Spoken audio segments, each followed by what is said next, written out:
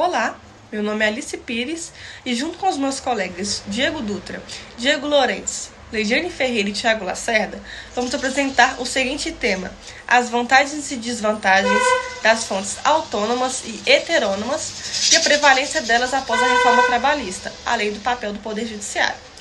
Para começar, é importante entender que o direito do trabalho ele surgiu como uma resposta à exploração sofrida pelos trabalhadores durante a Revolução Industrial, no século XIX. Nesse contexto, as jornadas elas eram muito exaustivas, muito longas e não havia descanso semanal. E até mesmo as crianças elas trabalhavam em condições insalubres. Diante disso, os estados eles começaram a intervir, criando leis trabalhistas para proteger o trabalhador.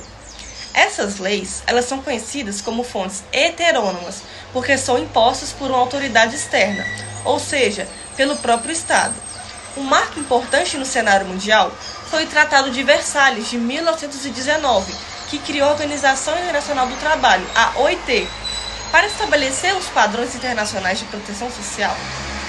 O Brasil ele foi um dos principais fundadores da OIT, que influenciou diretamente o fortalecimento das leis trabalhistas no nosso país.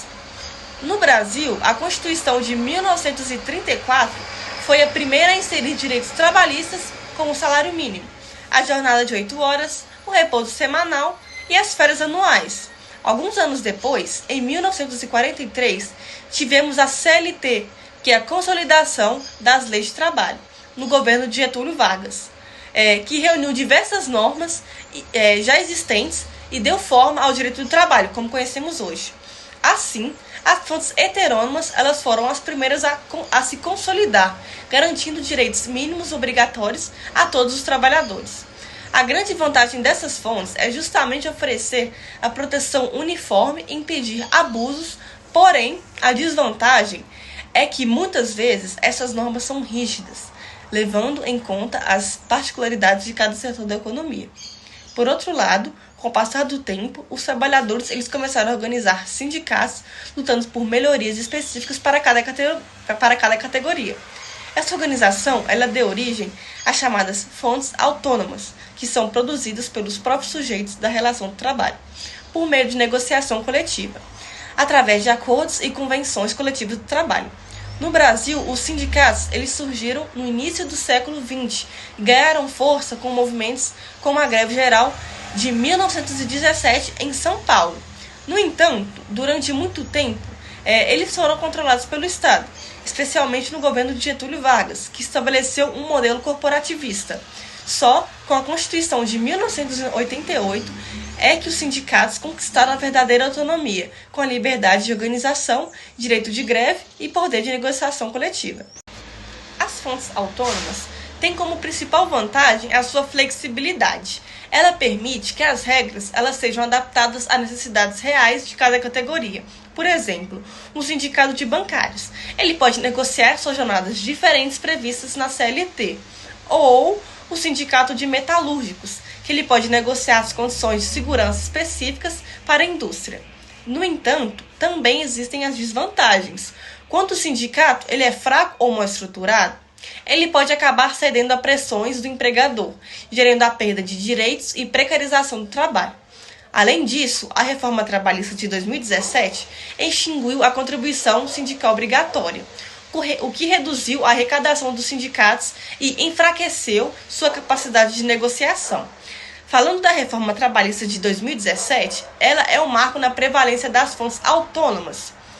O novo texto da CLT, no artigo 611-A, ele estabelece que os acordos e as convenções coletivas podem prevalecer sobre a lei em diversos temas, como jornada de trabalho, banco de horas, intervalos, planos de cargos e salários. A participação nos lucros também, teletrabalho e home office.